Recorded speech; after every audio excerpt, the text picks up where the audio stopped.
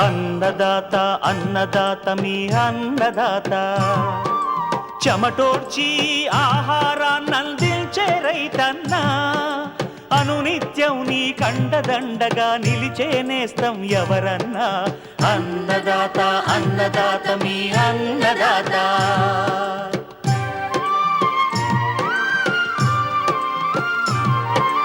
నూతన రీతుల సాగుబడికి, నూరింతలు పెరిగే దిగుబడికి సూచనలిచ్చే సస్య రక్షణకు, పశు పోషణకి శాస్త్ర విజ్ఞానం అందించి ముందుకు నడిపే తెలుగు రైతు భారతదేశానికి మకుటం అయ్యేలా తీర్చిదిద్దే ఆశయంతో మిమ్ము మేలు కొలిపేది అన్నదాత.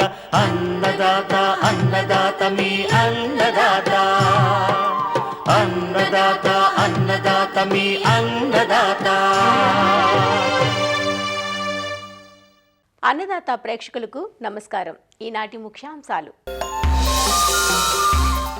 మొక్కజొన్నలో కలుపు యాజమాన్యం,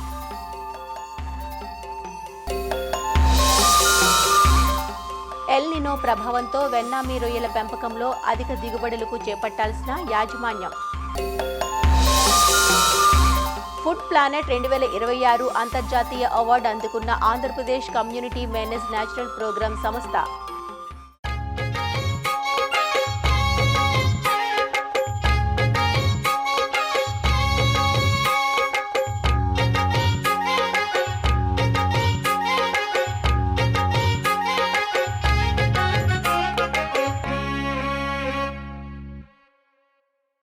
ఆహార పంటల్లో వరి తర్వాత ఇరు తెలుగు రాష్ట్రాల్లో అధిక విస్తీర్ణంలో సాగయ్యే పంట మొక్కజొన్న. మొక్కజొన్నను జూన్ మొదటి పక్షం నుంచి జూలై 15 వరకు విత్తుకుంటారు. వర్షాకాలంలో అన్ని పంటల మాదిరే మొక్కజొన్నకు కలుపు సమస్య ఎక్కువగా ఉంటుంది. గడ్డి జాతి, వెడల్పాకు కలుపు మొక్కలతో పాటు తుంగ సమస్య కూడా చాలా వరకు ఉంటుంది. ఈ గడ్డి జాతులకు విడివిడిగాను అన్ని రకాలకు కలిపిగాను అనేక రకాల కలుపు మందులు ఈ మధ్యకాలంలో అందుబాటులోకి వచ్చాయి. అయితే ప్రతిసారి కలుపు రసాయనాలపైనే ఆధారపడితే పర్యావరణంపై దుష్ప్రభావాలు చూపిస్తుంది. కాబట్టి అంతర పంటలు సాగు చేయటం, పొలం తయారీ, అంతర కృషి వంటి ఇతర పద్ధతులను పరిగణలోకి తీసుకుంటూ అవసరమైనప్పుడు మాత్రమే కలుపు మందులను వాడుకోవాలి. ఇవాల్టి అన్నదాతలో మొక్కజొన్నలో కలుపు నివారణ గురించి విశ్రాంత కలుపు నిపుణులు డాక్టర్ ఏ సుబ్రహ్మణ్యేశ్వరరావు నుంచి తెలుసుకుందాం. వరి తర్వాత మనం ఖరీఫ్లో వేసే మరొక ముఖ్యమైన ఆహార పంట మొక్కజొన్న. ఈ మొక్కజొన్న ఖరీఫ్లో ఎక్కువగా తేమ ఎక్కువగా ఉండటం, వరుసల మధ్యన ఎడం ఎక్కువగా ఉండటం, మరి ప్రాథమికంగా పెరుగుదల నెమ్మదిగా ఉండటం వలన కలుపు ఉధృతి ఎక్కువగా ఉంటుంది. ఈ కలుపుని సకాలంలో కనుక కలుపు కంట్రోల్ చేయకపోతే దాదాపు 50 నుంచి 60% వరకు కూడా దిగుబడి తగ్గుతుంది. అట్లాగే ఇంకొకటి ఏంటంటే ముఖ్యమైన విషయం, కలుపు తీయాల్సినటువంటి కీలక సమయం చూసుకుంటే ఇక్కడ మొట్టమొదటి 30 నుంచి 40 రోజుల వరకు కూడా కలుపు లేకుండా చేయాలి. అయితే ఇక్కడ వచ్చే కలుపు కొంచెం ఇది మెట్ట పైరుగా ఎక్కువగాను, లేకపోతే ఇరిగేటెడ్ డ్రై కింద కొంచెం తడులతో సాగు చేస్తూ ఉంటారు. కాబట్టి ఇక్కడ వచ్చేటువంటి కలుపు చూసుకుంటే ఎక్కువగా గరిక, అలాగే తొంగ, దోమకాలు గడ్డి, కరిగడ్డి, ఇవన్నీ కూడా ఇటువంటి గడ్డి జాతి మొక్కలు ఎక్కువగా వస్తూ ఉంటాయి. ఇక్కడ వెడల్పాటాకు మొక్కలు ఏంటంటే ఎక్కువగా వచ్చేది ఈ గురుగు అనేది ఎక్కువగా రాస్తాం, చెంచలాకు, తుమ్మి, ఇటువంటి రకరకాలైనటువంటి వెడల్పాటాకు మొక్కలు ఎక్కువగా వస్తూ ఉంటాయి. అయితే ఇక్కడ మనం 2-3 దశల్లో కలుపు యాజమాన్యం చేసుకోవచ్చు. ముఖ్యంగా ఏంటంటే మొట్టమొదటిగా వేసవిలో లోతుదుక్కు చేసుకుంటే చాలా వరకు కూడా మనకు ఉపయోగం ఉంటుంది. అట్లాగే అవకాశం ఉన్నంత వరకు కూడా మనం ఇక్కడ వరుసల మధ్యన ఎడం ఎక్కువగా ఉంటుంది కాబట్టి సాధ్యమైనంత వరకు రైతులు అంతర్కృషి చేసుకోవటం కానీ, లేకపోతే అంతర పంటలు వేసుకోగలిగితే మనకు రైతుకి కలుపును నిర్మూలించడంతో పాటుగా అదనపు ఆదాయం రావడానికి అవకాశం ఉంటుంది. కానీ తప్పనిసరి పరిస్థితుల్లో కావాల్సి వచ్చినప్పుడు మాత్రం రసాయనాలతో చేసుకోవాలి. ఈ రసాయనాలని ఈ 2 దశల్లో చేసుకుంటవచ్చు. ఒకటేంటంటే ఈ మొక్కజొన్న విత్తిన వెంటనే ఈ ఎట్రజిన్ అనే మందు ఎకరానికి 1 నుంచి 1.5 కిలోలు వాడుకోవచ్చు. అట్లాగే కొన్ని ప్రాంతాల్లో ఏంటంటే మొక్కజొన్నతో పాటుగా అంతర పంటలు వేస్తారు. అట్లాగే తర్వాత వేసే పైరు ఏమి ఉంటుందో చూసుకోవాలి. ఎందుకంటే ఎట్రజిన్ వేసిన పొలం తర్వాత అపరాలు కానీ, కూరగాయల పైర్లు కానీ వేస్తే అవశేషాలు ఉండి సరిగ్గా రావు. కాబట్టి అటువంటి పరిస్థితుల్లో ఎట్రజన్కి ప్రత్యామ్నాయంగా మంచి మందు ఏంటంటే ఈ పెండిమిథిలిన్ అనే మందు ఒకటి వాడుకోవచ్చు. అదైతే ఎకరానికి 1.2 లీటర్లు వాడుకోవచ్చు. ఆ తర్వాత మనకి తేమ ఉన్న పరిస్థితిని బట్టి, పొలం పరిస్థితిని బట్టి 20 రోజులకోసారి, 40 రోజులకోసారి గొర్రు గుంటకలతో కానీ, పవర్ బీడర్స్తో కానీ అంతర్కృషి చేసుకుంటే మనకి చాలా వరకు కలుపు నిర్మూలన జరుగుతుంది. అయితే ఇక్కడ ఏమవుతుందంటే మనకి కంటిన్యూస్గా రెయిన్స్ పడినప్పుడు వర్షాకాలంలో గొర్రు గుంటకలు వేయటం కుదరనప్పుడు, అట్లాగే దొరకనప్పుడు ఏంటంటే ఇప్పుడు మంచి మందులు ఉన్నాయి, చక్కటి మందులు. మనం ఒకటేంటంటే మీసోట్రయాన్ ప్లస్ ఎట్రజిన్, దాన్ని మార్కెట్లో క్యాలరీస్ ఎక్స్ట్రా అనే పేరుతోనూ, మెసట్రాక్ అనే పేరుతోనూ రకరకాల పేర్లతో దొరుకుతుంది. ఇది ఎకరానికి 1.4 లీటర్లు కనుక మందు కనుక పిచికారీ చేసుకుంటే మొక్కజొన్నకి ఎటువంటి ఇబ్బంది లేకుండా మొక్కజొన్నలో వచ్చేటువంటి అన్ని జాతి కలుపు మొక్కల్ని చేసుకోవచ్చు. కేవలం గడ్డి జాతి మొక్కలు మాత్రము, వెడల్పాటాకు మొక్కలు మాత్రమే ఎక్కువగా ఉంటే కనుక టెంబోట్రాయన్ అనే ఒక మందు కూడా మనకు ఎకరానికి 120 ml చొప్పున చేసుకోవచ్చు. అలాగే టాప్రమిజోన్ అనే మందు అయితే 30 మిల్లీలీటర్ల మందు చేసుకోవచ్చు.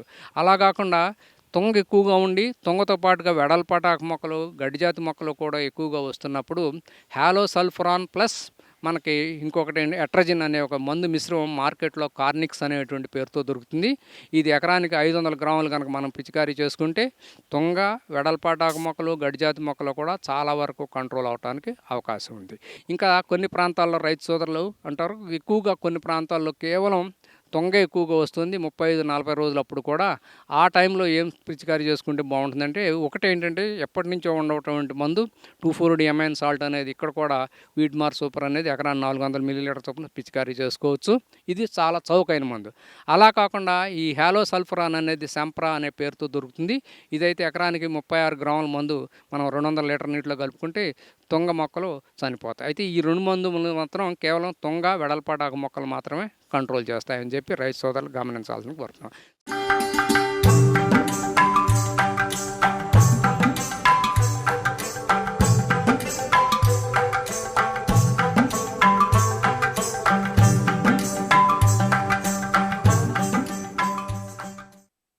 ఈ ఏడాది నెలకొన్న ఎల్నినో ప్రభావంతో సాగురంగం కొంత ఒడిదుడుకులను ఎదుర్కొంటోంది. వ్యవసాయంతో పాటు ఆక్వా సాగుపైన వాతావరణ ప్రభావం ఉంటుంది. అందువల్ల వెన్నామి రొయ్యల పెంపకంలోనూ తప్పనిసరిగా కొన్ని మెలకువలు పాటించాలంటూ శాస్త్రవేత్తలు సూచిస్తున్నారు. ముఖ్యంగా తగినంత నీటిని పెంపక చెరువుల్లో నిల్వ ఉంచటం, తక్కువ సంఖ్యలో పిల్లను వదలటం, మేత యాజమాన్యం, వ్యాధుల పట్ల అప్రమత్తంగా ఉండడం వంటి శాస్త్రీయ యాజమాన్య పద్ధతులను పాటించాలంటూ వివరాలు అందిస్తున్నారు ఆచార్య ఎన్జీ రంగా వ్యవసాయ విశ్వవిద్యాలయం, పశ్చిమ గోదావరి జిల్లా ఉండి కృషి విజ్ఞాన కేంద్రం మత్స్య శాస్త్రవేత్త డాక్టర్ శ్రీనివాసరావు. మనం ఇప్పుడు వాతావరణ పరిస్థితులు కానీ చూసుకున్నట్లయితే మనకి ఎక్కువగా ఇప్పుడు ఎల్నినో ప్రభావం కూడా ఒకటి ఎక్కువగా ఉండడం వల్ల మనకి వర్షాలు తక్కువ, అదేవిధంగా మనకి ఉష్ణోగ్రతలు ఎక్కువగా ఉండడం కూడా జరుగుతుంది. మన ఈ వాతావరణం అనుసరించి కూడా మనం చేయాల్సిన పరిస్థితి ఏర్పడింది.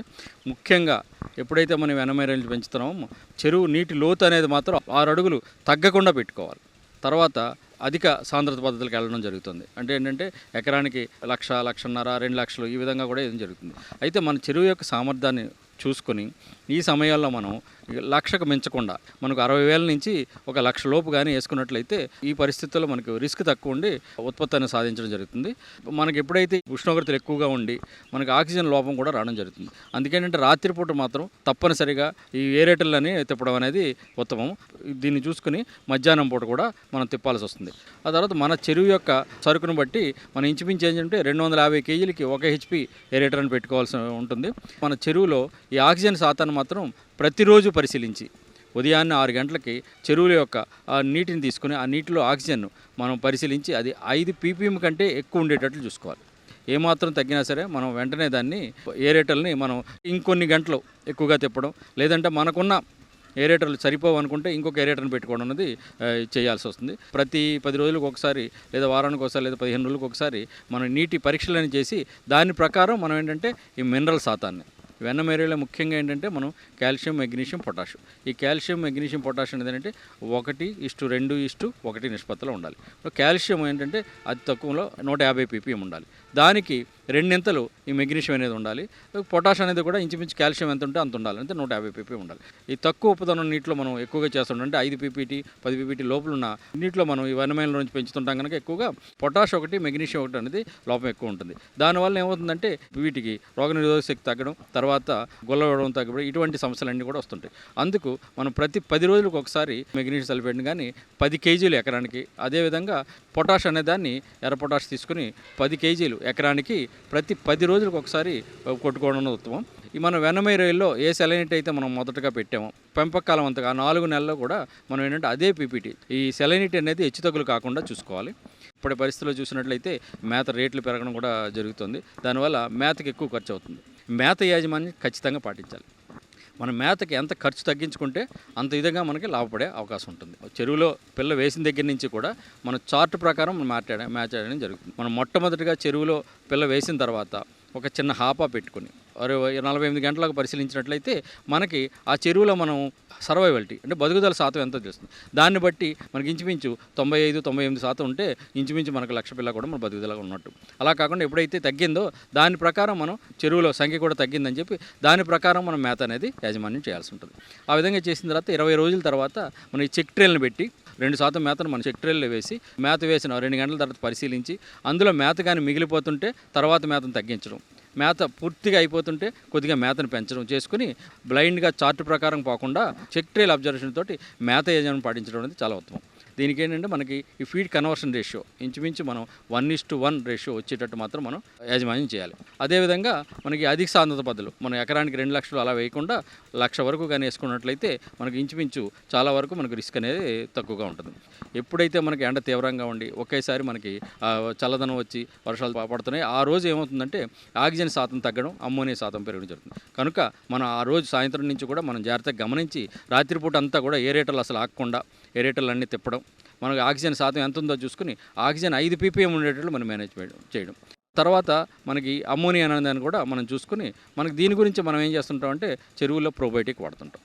వాటర్లో వాడే ప్రోబయోటిక్ని ఖచ్చితంగా దానికి మనకు నిర్దేశించిన ప్రతి 10 రోజులకు ఒకసారి మనం దాన్ని వాడుకోవడం. వాడిన తర్వాత ఎప్పుడైతే మనం వాటర్ టెస్టింగ్ చేయించడం అందులో అమ్మోనియా నైట్రేట్ స్థాయిలు హెచ్డిఎస్ స్థాయిలు పెరగలేదు అనుకుంటే మనం ఇంచుమించు మనం ఇచ్చిన ప్రోబయోటిక్ పనిచేస్తున్నట్లు. అలాగే విబ్రియో లెవెల్స్ కూడా తగ్గట్టుగా ఉండేటట్లు చూసుకోవాలి. అవి ఎక్కువ కాకుండా చూసుకోవాలి హానికర విబ్రియో.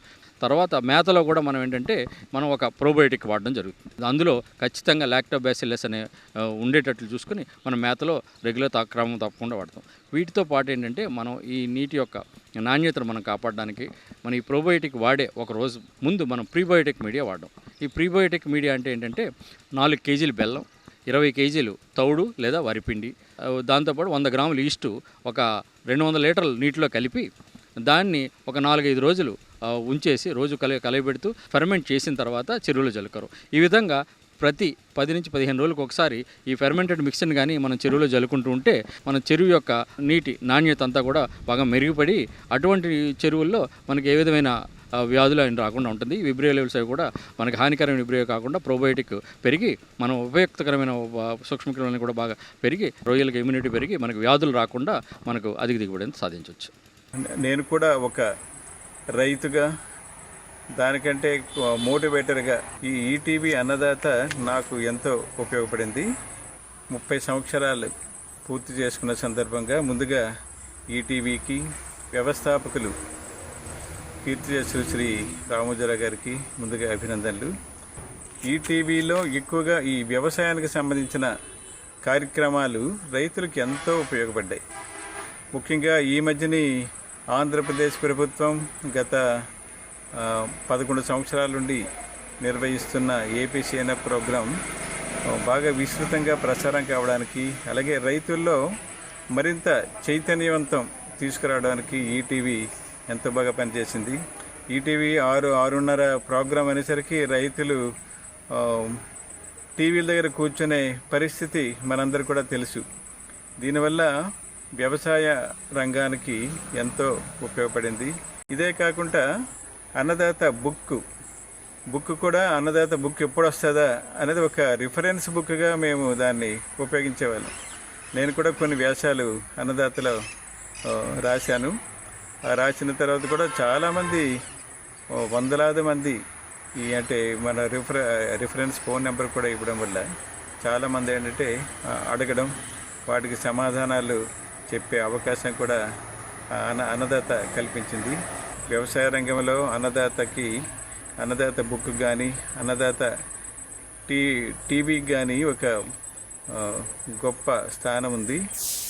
ఈ యొక్క అన్నదాత అనే పేరు రామోజీరావు గారికి ఎప్పుడు తట్టిందో ఇలా తెలియదు. కిరిశేషులైన వారికి మనం అందరం కృతజ్ఞులమై ఉండాలి. ఎందుకంటే ఈ అన్నదాత అనే కార్యక్రమం మొట్టమొదటగా ఈ యొక్క చిన్న మన మాసపత్రికతోని మొదలైంది. ఈ మాసపత్రికతోని మొదలైన తర్వాత 30 సంవత్సరాలకు మరీ దీన్ని వీడియో మాధ్యమం కూడా తీసుకొస్తే బాగుంటుందని చెప్పేసి వచ్చేసి అదే విషయాన్ని 30 సంవత్సరాల కిందనే ఆయనకు వచ్చేసి చేసుకున్నాడు. ఇటువంటి అజరారమైన ఒక కార్యక్రమానికి శ్రీకారం చుట్టిన వారికి మాకు కిరిశేషులైన వారికి ఆత్మకు శాంతి కలిగించాలని చెప్పేసి అందరి తరపున కూడా వారికి ఈటీవీ సంస్థలన్నిటికీ కూడా రామోజీరావుకి కూడా ధన్యవాదాలు తెలుపుతున్నాము. ఈ ఈటీవీ అన్నదాత కార్యక్రమానికి 30 సంవత్సరాలు పూర్తి చేసుకున్న సందర్భంగా శుభాకాంక్షలు. అదేవిధంగా భవిష్యత్తులో కూడా నూతన సాంకేతిక పరిజ్ఞానాన్ని లైక్ డ్రోన్స్ కానివ్వచ్చు, లేకుంటేనో ఈ సెన్సార్స్ మీద పరిజ్ఞానమే కావచ్చు, లేకుంటే రిమోట్ సెన్సింగ్ పరిజ్ఞానమే కావచ్చు, వీటన్నిటి మీద కూడా వివిధ రకాలైన ప్రత్యేక కార్యక్రమాలు మరియు రోజువారీ కార్యక్రమాలు చేసుకుంటూ ముందుకు సాగాలని చెప్పేసి రైతులందరికీ ఉపయోగపడాలని చెప్పి కోరుకుంటూ అభినందిస్తున్నాను. ఈటీవీ అన్నదాత 30 సంవత్సరాలు పూర్తి చేసుకున్న సందర్భంగా రైతులందరి తరఫున శుభాకాంక్షలు చెప్తూ, ఆశయ సాధన లోపల అనేక ఒడిదుడుకులను ఎదుర్కొన్న రైతుకు బాట చూపింది, బాసటగా నిలిచింది. అనేక రకాలుగా మేము ప్రకృతి వ్యవసాయం చేస్తున్న తరుణంలో 1000కి ఒక్కరు కూడా చేయమనే వాళ్ళు లేరు. ఇప్పుడు 100కి ఒక్కరు ఉన్నారు. ఆ సమయంలోనే అతి క్లిష్ట పరిస్థితుల్లో నాకు వెన్నుదన్నుగా ఉంది. ప్రగతి పదంలో రైతు నడిపించడానికి మూల కారణం ఎవరైనా ఉన్నారు అంటే భారతదేశంలో ఒక రామోజీరావు గారే. చాలా గొప్ప యజ్ఞంలాగా తను ఒక ఆదర్శాన్ని ముందటేసుకొని తన విలువైన సమయాన్ని అన్నదాత కేటాయించింది. ఈటీవీ అన్నదాత కార్యక్రమం 30 సంవత్సరాల వసంతాలు పూర్తి చేసుకున్న సందర్భంగా మా రైతాంగం వారికి ఎంతో రుణపడి ఉన్నామండి. శుభాకాంక్షలు తెలియజేస్తున్నాం. ఈ సందర్భంగా ముఖ్యంగా ఈ 30 సంవత్సరాల నుంచినండి ప్రతి రైతు కూడా ఎంతో అభివృద్ధి చెందాడండి. ఏ కాలాల్లో ఏ పంటలు వేసుకోవాలి, వ్యాధులు వస్తే ఏ మందులు వల్ల వాటిని నిర్మూలించుకోవాలి, ముఖ్యంగా ప్రతి రైతును ఒక శాస్త్రవేత్తను చేశారండి. మాకు ఇంతవరకు ఏ శాస్త్రవేత్త చెప్పని విషయాల్లో అన్నదాత కార్యక్రమం ద్వారా కానీ వరి మొక్క ఎన్ని ఆకులు వేస్తుంది, అరటి మొక్క ఎన్ని వారాలకే ఆకులైన తర్వాత 10 ఆకులైన తర్వాత గెలలాగేస్తుంది ఎన్నాళ్ళకే, ఇలాంటి విషయాలు ముఖ్య విషయాలు మాకు తెలియజేశారండి. చెరుకునే కాదు, వరే కాదు, అన్ని రకాల పంటలకు ఏ రోజుకి ఆ రోజు ఏ కాలానికి ఆ కాలం అనుగుణంగా మమ్మల్ని ఎంతో మోటివేట్ చేసి మాకు తెలియజేసినందుకు వారికి మేము ఈ 30 సంవత్సరాల సందర్భంగా మేము వారికి శుభాకాంక్షలు తెలియజేస్తాం. నేను గత 7 సంవత్సరాల నుండి అయితే మిద్దె తోట సాగు చేస్తున్నాను. చిన్నతనం నుండి కూడా నేనే కానీ మా నాన్నగారు ఇట్లాంటి వాళ్ళం అందరం కూడా అన్నదాతలో వచ్చేటటువంటి పాటను చూసి ఇన్స్పైర్ అయ్యి ఇలా పెరుగుతూ వచ్చాము. ఆ పాటను చూస్తేనే ఆటోమేటిక్గా ఒళ్ళు పులకరించిపోతుందండి. నేను ఒక రైతును అనే ఫీలింగ్ వచ్చేస్తుంది. సో బేసిక్గా మాకు వ్యవసాయ కుటుంబ నేపథ్యం అయినందున నేను కూడా మిద్దె తోట అనేది చేస్తున్నాను. మనకి ఈటీవీ అన్నదాతలో వచ్చే ప్రోగ్రామ్స్ ద్వారా చాలామంది మిద్దె తోట ఏ విధంగా చేయాలి, దానిలో వచ్చేటటువంటి మెలకువలు ఎలా చేసుకొని అధిక దిగుబడి తీసుకోవాలి, చీడపీడలు ఎట్లా రక్షించుకోవాలి, ఇట్లాంటివన్నీ కూడా మన అన్నదాత ప్రోగ్రాంలో వచ్చేటటువంటి చాలా వీడియోస్ ద్వారా తెలుసుకొని చాలామంది ఈరోజు చేయగలుగుతున్నారు. సో ఇట్లాంటి మంచి మంచి అభివృద్ధికరమైనటువంటి ప్రోగ్రామ్స్ చేస్తున్నటువంటి అన్నదాతకి కృతజ్ఞతలన్నీ. అదేవిధంగా ప్రస్తుతం 30వ సంవత్సరం వార్షికోత్సవం జరుపుకుంటున్న అన్నదాత టీంకి, అన్నదాత అందరికీ కూడా ఇవే మా శుభాకాంక్షలు.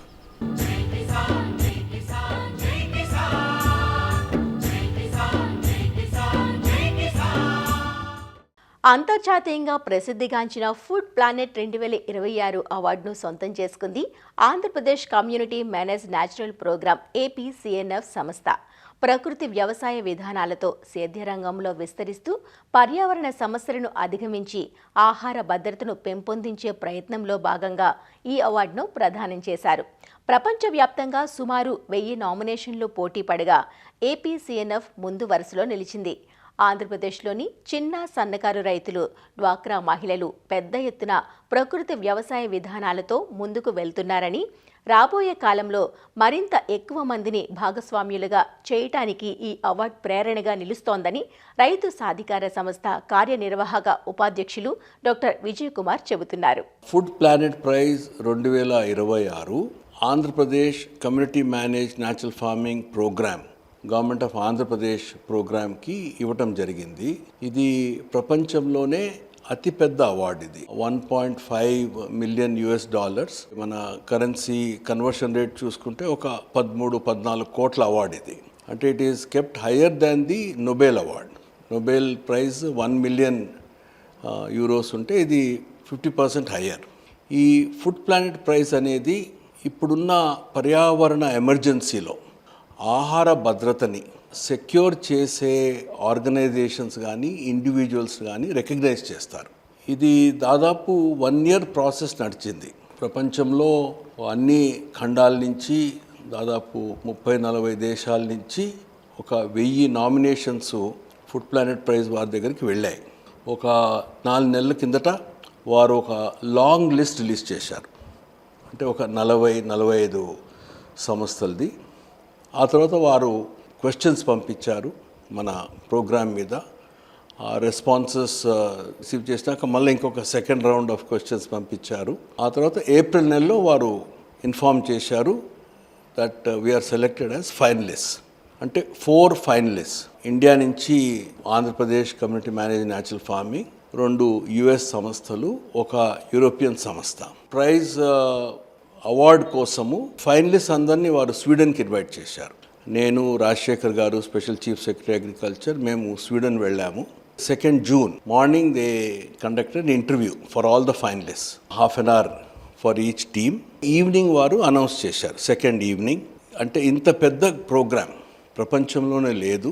అంటే ఒకవైపు ఆహార భద్రత, రైతుల సంక్షేమము మరియు పర్యావరణ కాపాడడం, ప్లస్ ఇంత పెద్ద ఎత్తున చేయడము. తర్వాత వాళ్ళు చెప్పింది ఒకటి, APCNF మోడల్ ఏదైతే ఉందో ముఖ్యంగా పేద రైతులతో, small and marginal farmers, women farmers, plus technology చాలా సింపుల్గా APCNFలో ఉంది. ఇది ఏ దేశంలోనైనా ఇది అప్లై చేయొచ్చునని అది ఒక కారణం పెట్టారు. అంటే this can be scaled up across the world అనేది వారు ప్రత్యేకంగా గుర్తించారు. ఇన్ఫ్యాక్ట్ ఫస్ట్ టైం ఒక గవర్నమెంట్ సంస్థకి రావటం, ఇది మన గౌరవ ముఖ్యమంత్రి గారి దూరదృష్టికి ఒక నిదర్శనం.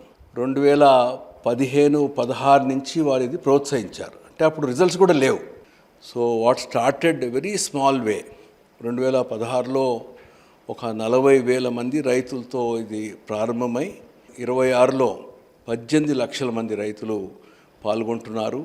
అంటే దాదాపు 30% మంది రైతులు ప్రకృతి వ్యవసాయంలో పాల్గొంటున్నారు. దాంట్లో దాదాపు 4 లక్షల మంది రైతులు కంప్లీట్లీ కెమికల్ ఫ్రీ అయినారు. మిగతా వారందరూ కూడా ఆ ప్రయాణంలో ఉన్నారు. ప్రతి రైతు కూడా ఒక 5 సంవత్సరాలు, 6 సంవత్సరాలు, 7 సంవత్సరాలు పడుతుంది మార్పు తీసుకొని రావడానికి. సో ఈ గుర్తింపు ముఖ్యంగా రైతులది. అవార్డు తర్వాత బాధ్యత పెరిగింది. గౌరవ ముఖ్యమంత్రి గారు ఆల్రెడీ చాలా స్పష్టంగా చెప్పారు, ఆంధ్రప్రదేశ్ రాష్ట్రంలో ప్రతి రైతు దగ్గరికి తీసుకెళ్లాలని. So the direction is set. ఈ సంవత్సరం అంటే 2026-27లో అన్ని గ్రామాలకు ఈ ప్రోగ్రామ్ని విస్తరిస్తున్నాము. ఒక వచ్చే 2-3 సంవత్సరాలలో మన రాష్ట్రంలోనే ఒక 40 లక్షల మంది రైతుల దగ్గరికి 20 lakh hectares అంటే 50 లక్షల ఎకరాలు సాగు భూమిని ప్రకృతి వ్యవసాయంలోకి తీసుకొని రావాలనేది లక్ష్యము. అదేవిధంగా ఇతర రాష్ట్రాలకి మన టెక్నాలజీ తీసుకెళ్తున్నాము. ఇప్పుడు జాంబియాలో ఒక ప్రోగ్రాం నడుస్తుంది, శ్రీలంకలో ప్రోగ్రాం నడుస్తుంది. ఇది కూడా మన బెస్ట్ ఫార్మర్స్, మన రైతులే. అంటే గతంలో ఐటీ సాఫ్ట్వేర్ ఉద్యోగాలు నేను అమెరికాకు వెళ్ళినట్లు మన రైతులు వారి నైపుణ్యంతో ఇతర దేశాలకు వెళ్ళి రైతుల్ని మారుస్తున్నారు. అది చాలా గర్వకారణము. So food planet prize creates a big responsibility on government of Andhra Pradesh and రైతు సాధికార సంస్థ. మరిన్ని విభిన్నాంశాలతో రేపటి అన్నదాతలు మళ్ళీ కలుసుకుందాం. నమస్కారం. అన్నదాతలు తమ సందేహాలు, సమస్యలను 1-800-425-4085 టోల్ ఫ్రీ నంబర్లో ఉదయం 10 నుంచి 11 గంటల మధ్య పని దినాలలో సంప్రదించగలరు. ఈ కార్యక్రమాన్ని యూట్యూబ్లో www.youtube.com/annadaata ETV లింక్ ద్వారా వీక్షించవచ్చు.